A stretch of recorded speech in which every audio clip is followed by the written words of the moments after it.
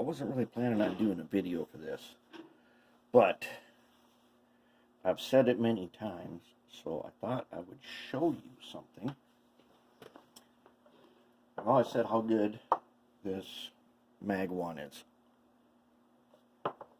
That Mag 1 from that can, that can's getting kind of old. One of these days I'll get out the new can and I'll show you what the new stuff looks like. It's just a little darker. Okay, so in 1989 I built this SD45. It has an Athearn blue box. I shaved off dynamic brakes. I put a scale width nose on it, different cab, grab irons, everything. Even added the little recessed brake wheel. I also, see, back then that thing cost like 20 bucks. And basically about once a month I'd get a new locomotive. But one month I skipped that and I sprung for this. It's a Sagami can motor. The only one that I have. It has been in here since 1989. This flywheel, I assume this came with the kit. I don't really know, because one thing I do know is I had brown strapping tape. It is all gummed up in here, but that's how I wrapped that tape to make shaft sizes. Okay, in these trucks is an Ernst Gear kit. I don't think they make them anymore. Sometimes you see them at train shows, because I know that I just picked up one at a train show for a couple bucks. But what they would do is they give you these replacement gears. We go in there, and I've already taken a couple out so you can see. And it would drop the ratio so that the locomotive would be much slower. Also, much louder. This grease, since one of the things that happened with this is it never really got to be run, and because I didn't mount my shafts great to the drive shafts, they just came out and they're missing. No, not a problem today, but back then. So this didn't get run a lot, just a little bit. But check this out. See that? I just opened this. It has been that way for 30 years. More than 30 years. This stuff is still perfect. This was one that got stored for many years outside in a storage garage, where the door was just, regular sheet metal, faced north. And so wind would come, it'd be like minus 60. Then in summertime, it'd get super hot in there. It'd be like 130. This thing was frozen and cooked many times over. When I removed the motor mounts, they were absolutely petrified. The motor mounts did not survive at all. They came out in like little amber crumbs. Also, with the Ernst Gear kit, you got a new axle, but only for 2.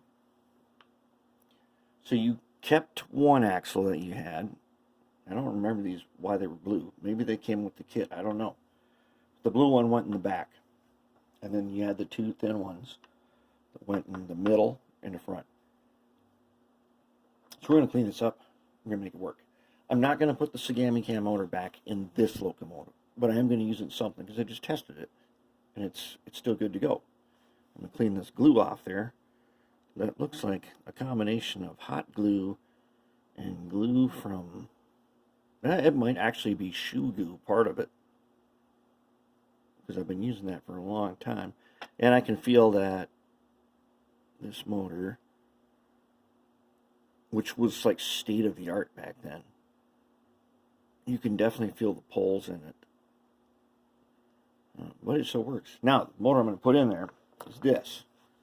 I wish I could tell you what this is. And I looked back, the first batch of these I ever got was on eBay. And I looked through my own history. I want to say I got these in the last year, maybe 18 months. I cannot find them. The seller, if you know anything about motor sellers on eBay or on Alibaba, when they run out of something, they keep the listing, but they change it to a different motor, and all of a sudden the picture changes. You can't go back. I suspect that this is a Mabuchi FF180. I suspect. I don't know, because there's so many different 180s, and right now dual shafts are not available. And the ones that have this capacitor on them, definitely not available. So I don't know what's up with that, but this is a good motor. We're going to try it. I'm going to show you right now what I mean by a good motor. Okay. Now, we have not really messed around with this thing, have we? This here is a digital power supply, and as you can see, I have it up to 14.5 volts. Okay, now, if I connect on these two alligator clips, I've already done this once. You always connect the black one first. I know some people say it doesn't matter, but you better get in that habit, because the one time that it does matter, you're going to burn a bunch of stuff out. Okay, here we go. It's going. Okay, it is drawing point at 14.5 volts. As you can see, we're drawing 0.034 amps. It's pretty dang good. Now, I'm going to stall it. Doing my fingers. Watch the amps go up. And that is burning my finger. I cannot pinch this thing to stop. 0.5 amp. I can't pinch this with my finger and stop it. I just can't. 0.5 amp per stall.